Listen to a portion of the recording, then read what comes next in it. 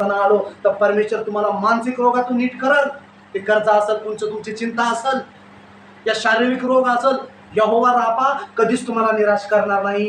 युगानुयुग एकसारखाच आहे, तो काल पण होता, आज बी आहे आणि उद्या पण तुम्हाला चंगाई देण्यासाठी सक्षम आहे। फक्त आपण फसतो कुठं, वैद्याकडे जावं का, डॉक्टरकडे जावं का, तिथे ट्रीटमेंट चांगली आहे। आपण देवाला महत्व न देता त्या वैद्याला महत्व देतो। जर बायबलचा अभ्यास केला तर देव आपल्याला चंगाई देणार नाही। इथं देवानं काय केलं का? येशू म्हणला का मी तुला औषध देतो, या मी ही खा, ती गोळी खा, काहीही केलं नाही। फक्त परमेश्वराच्या कपड्याला शिवली आणि तिच्यामधून तो दूर आत्मा, बिमारीचा आत्मा, दुर्बळ आत्मा निघून गेलेला आहे आणि ती चंगा झालेली आहे, नीट झालेली आहे। काय केलं का येशूनं? आता डॉक्टरच्या हिशोबाने जर विचार केला असता तर म्हणले असते तुम्ही काहीतरी चुकीचं केलंय, तुम्ही काहीतरी गडबडीचं काहीतरी केलेलं आहे, पाप केलेला आहे, काहीतरी केलंय, त्याच्यामुळे तुम्हाला ही बिमारी जडलेली आहे। पण ह्याच्या मागे राहतो आत्मिक खेळ, ह्याच्या मागे असते दुष्ट आत्मे। येशूनं काय केलं? येशूच्या कपड्याला शिवली, तो दुष्ट आत्मा तिच्यामधून निघून गेला आणि ती नीट झालेली आहे। हे यहोवा रापाचे काम आहे। पित्यानं पण काम केलेलं आहे, पुत्रानं पण काम केलेलं आहे। 18 वर्षापासून कुबडी स्त्री होती, किती? वाचा लूकचं 13:10 एकदा वाचा। आता जर आजच्या जगामध्ये कुबडी म्हणजे पूर्ण वाकून, बघा इकडं त्या पद्धतीची चांगली होती, पण दुष्ट आत्म्यानं तिला 18 वर्ष बघा अशी चालायची आणि समोर येशू पण आहे पण तिला बघता येत नव्हतं, कारण ही पूर्ण कुबड तिचं वाकून गेलं। बघितलं तुम्ही कुबडे लोक कधी?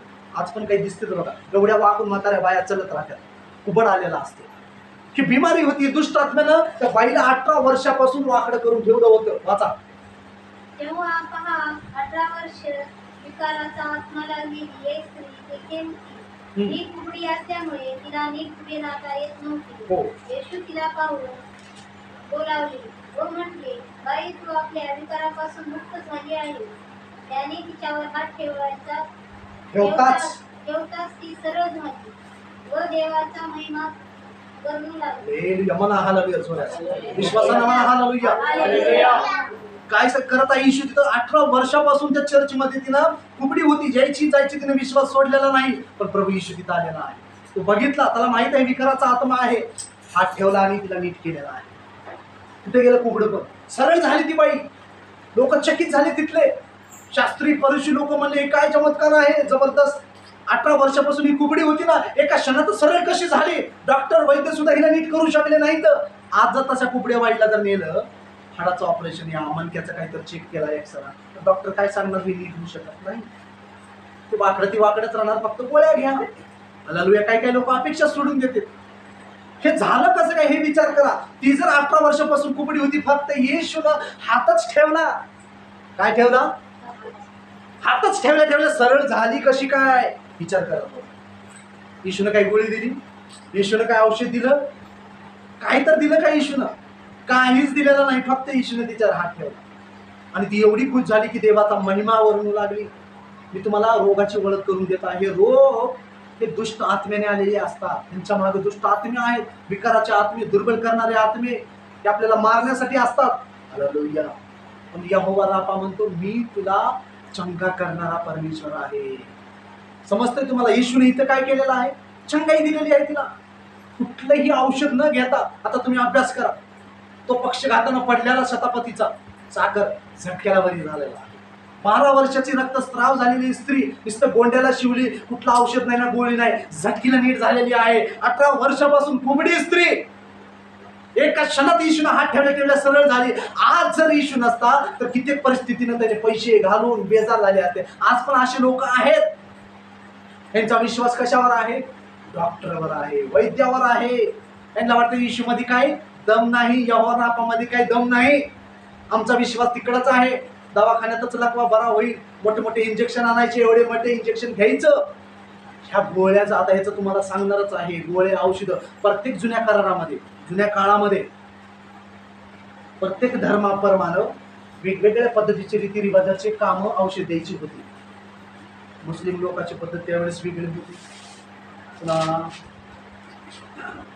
चिकित्सक होते हिप्पोक्रेटिस म्हणून, येशू येण्याच्या 400 वर्षापूर्वी हिप्पोक्रेटिस म्हणून हे जो होता एक माणूस होता आणि त्याने चुकीचे ते औषधं बनवून, चुकीचे काही गोष्टी करून, त्याचा एक व्यक्ती होता, तो काम करत असताना पडला आणि तो आजारी पडला, चांगला कारागीर होता।